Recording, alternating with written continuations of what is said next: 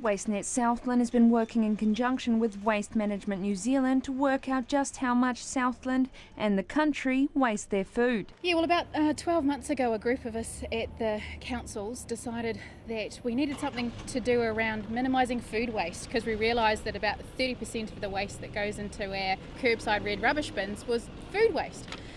So we got together with the Wasteman's Institute and put a project together. So over the last 12 months we've been gathering data furiously around seeing exactly how much food is wasted in New Zealand. All three Southland councils have worked together and are launching the Love Food Hate Waste campaign to do something about it. Today is our official launch, so it's quite exciting. We've got like a huge phone book of statistics and information that we've collected over the while, and we've now officially allowed to release it because all our data has been collected. So what will this campaign consist of?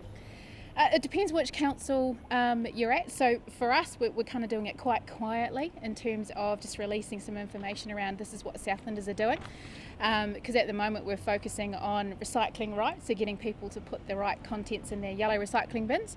However, we are still working with the national group to see how the behaviour change program comes out of this research to actually so first off, we're letting people be aware of how much food we're wasting, and then we'll put some measures in place in a more formal campaign into the future about how to actively encourage people to be more food wise.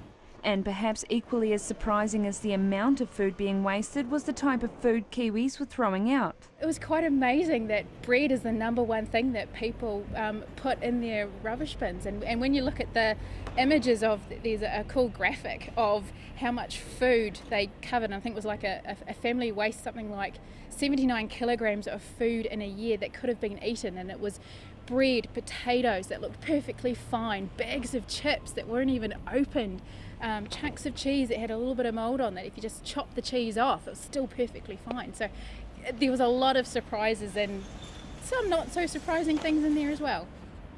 So you're obviously not talking about scraps of food. Can you define what edible food actually is? Yeah. So it's the food such as whole pieces of bread, whole apples, or even a half an apple. It's basically stuff that people could have eaten in another way as opposed to just chucking it out. So for example, if you took a bite out of an apple, chucked it in the fridge to have for later, and then decided, oh no, I don't really want that, well, you could have chopped off the bitten piece and stewed the rest of it, or made it into a smoothie and those sorts of things. So same as if you had a cooked chicken and you got some leftovers, you could put that on a pizza the following night as opposed to just chucking it in the rubbish because you didn't have anything to use it for. And as part of the national campaign, councils are arming themselves with tips to give local residents how best to save their food. Probably the best bet is actually to go to the Love Food Hate Waste New Zealand Facebook page. There you're going to get daily tips about how, and recipes. There's awesome leftover recipes on there.